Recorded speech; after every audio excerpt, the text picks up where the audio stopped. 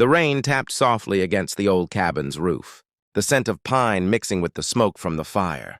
He sat in silence, hands trembling, staring at the young woman across from him, his bride.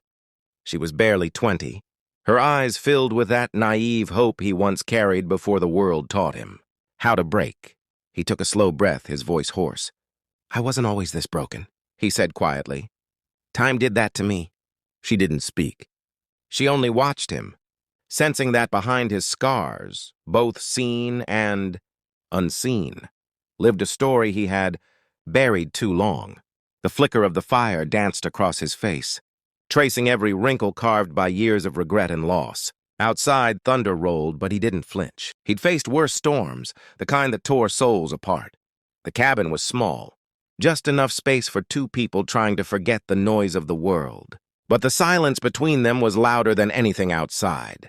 She reached for his hand, but he pulled away gently. "Don't," he whispered. "You'll see what time does to hands that once held everything and lost it all." The fire crackled, the shadows deepened, and she finally spoke, her voice trembling. "Then tell me, what did time take from you?" He looked at her, eyes glassy, haunted. "Everything I thought I could keep." But as his words faded, she realized he wasn't just talking about the past. He was warning her about the future. He had met her in the city, far from the woods where he now hid from life. She was laughter and light, all the things he'd forgotten how to believe in. When she smiled, he felt something crack open inside him, a reminder that maybe, just maybe, broken things could still feel warmth. They married quietly with no family, no crowd, just two souls trying to rewrite their stories. She wore a simple dress, white as the winter snow. He wore a suit that had seen better days. When the vows ended, she whispered, "You don't have to heal for me. Just stay." But staying was something he was never good at. The ghosts of his past followed him everywhere. Every time he looked at her, he saw the reflection of someone he once failed to protect, someone he couldn't save. At night, he'd wake in cold sweats, his body trembling as if fighting invisible wars. She would touch his face, whispering, "You're safe." But he never felt safe, not from his own memories. One morning, she asked, "Why do you look at me like I might disappear?" He smiled sadly. "Because everything I ever loved has—" Her heart broke a little, but she didn't leave. She just held him tighter, even when he wouldn't hold her back. And in that fragile silence, she wondered, was she his salvation or his next ghost? He used to be a soldier, though he rarely said it out loud. The war had ended years ago, but it lived inside him like a second heartbeat. Every loud sound reminded him of the screams, the smoke, the sight of men who never made it home. He never told her what he saw there. He didn't want to stain her light with his darkness. But sometimes in his sleep, the truth escaped, half-formed words, names of people long gone, apologies whispered to no one. One night, she couldn't take it anymore. "Tell me," she said, shaking his shoulders. "Tell me what happened to you." He sat up, his eyes wild. "You wouldn't understand," he rasped. "I did things I can't forgive." She stared at him through tears. "Then let me carry some of it with you." He turned away. "You don't carry what's already buried." She cried quietly, realizing that she loved a man who wasn't fully here. Half of him was trapped in memories, and the other half was learning how to pretend he wasn't. The next morning, he found her outside, sitting on the porch steps, watching the dawn. "I'm not leaving," she said softly, "even if you think you don't deserve to be loved." He stood there silent, torn between gratitude and guilt, because deep down he knew, when she said she wouldn't leave, time would make her regret it. The seasons shifted. The cabin aged around them, but the silence stayed the same. She cooked, she cleaned, she tried to fill the air with laughter. He built fences, chopped wood, and built walls higher than any fortress. Sometimes she'd catch him staring at nothing, his hands trembling as if holding ghosts. She wanted to ask what he saw, but something in his eyes warned her not to. Then one evening, while the sky burned orange, she said, "I found an old photo in your drawer. A woman and a little boy." His shoulders stiffened. "You shouldn't go through my things." "I didn't mean to," she said. "Who were they?" He didn't answer for a long time. When he finally did, his voice broke. "My wife, my son."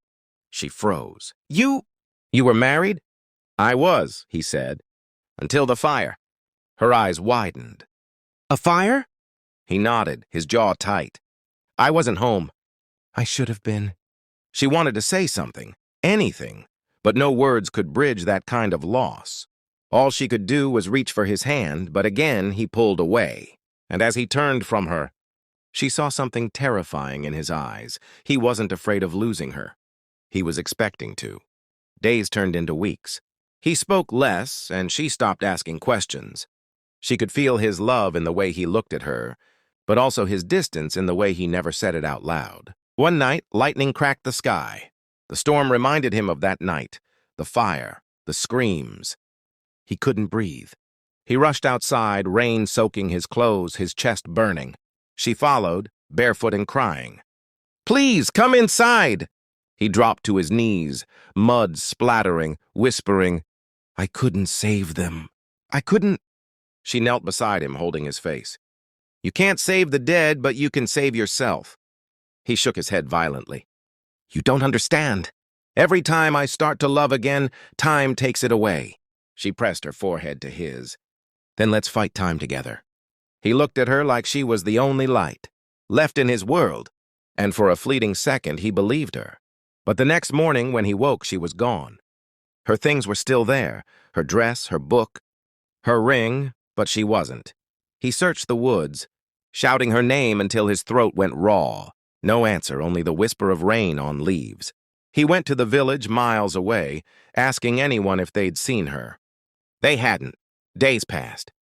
The loneliness crept back in like an old friend. One night, a letter appeared on the porch, soaked in rain, her handwriting shaking. "I didn't leave because I stopped loving you. I left because I wanted you to learn how to love yourself again." He read it again and again until the ink blurred. The words tore him open in a way no bullet ever could. She had loved him enough to walk away. That night, he sat by the fire, the house echoing with absence. He whispered, "You were right. Time breaks everything. But love keeps breaking too." And just when he thought she was gone forever, fate sent her back, years later, wearing a different kind of sadness. When she returned, he almost didn't recognize her. Her smile was thinner, her eyes older. She'd seen her share of storms, too. "I heard you never left this place," she said. He just stared, speechless. "Why did you come back?" "I thought maybe you were ready to stop running." He laughed softly, a sound both beautiful and broken. "You think time healed me?" "No," she said gently. "But I think it finally stopped hurting as much." They sat together, two strangers bound by what they once shared. The cabin hadn't changed, but they had. He poured her tea, his hands steadier than before. For the first time, he talked about the fire, the guilt, the endless nights of silence. And she listened, not to fix him, but to let him be heard. When he finished, she touched his hand and whispered, "See? You didn't break completely." He smiled, eyes wet. "No, but I cracked enough to let the light in." And as the sun set, she asked the one question that could still shatter him. "Do you still love me?" He didn't answer right away. His throat felt tight, his heart uncertain. He had loved her once, yes, but love had cost him so much. Finally, he whispered, "I never stopped." Her eyes glistened. "Then why did it feel like you did?" "Because I thought love was something I had to earn back. But maybe it's something that just stays, even when you don't deserve it." They stood in silence, both knowing that time had done what it always does. It had taken, it had tested, but somehow it hadn't completely destroyed them. She looked at the scars on his hands and said, "Maybe we can start over." He smiled faintly. "Maybe we can just start living." For the first time in years, he didn't flinch when she touched him. The world outside still carried pain, but inside, there was peace. Yet as the night fell, he heard the faint sound of fire crackling in his dreams again, reminding him, peace never stays forever. The nightmares came back. This time they were quieter but sharper. He'd wake and find her beside him, holding his trembling hands until morning. She never complained. She just stayed. One dawn, he whispered, "You should have never come back." "I don't want you carrying my ruins." She smiled softly. "Maybe I came back to rebuild them." Her words sank deep. He realized she wasn't trying to fix the broken man she'd loved. She was just trying to love what remained. They rebuilt the cabin together, plank by plank. He laughed again. He even sang once, though his voice cracked. For a moment, it felt like time had finally forgiven him. But fate had one last reminder that nothing, not even love, can outrun time. The doctor's words echoed through the room. His heart's failing. It's just age and wear. She sat by his bedside, holding the same trembling hands she'd once reached for by the fire. He smiled weakly. Guess time finally won. Maybe, she said softly, but it didn't take everything. He looked at her, eyes glimmering. No, it couldn't take you.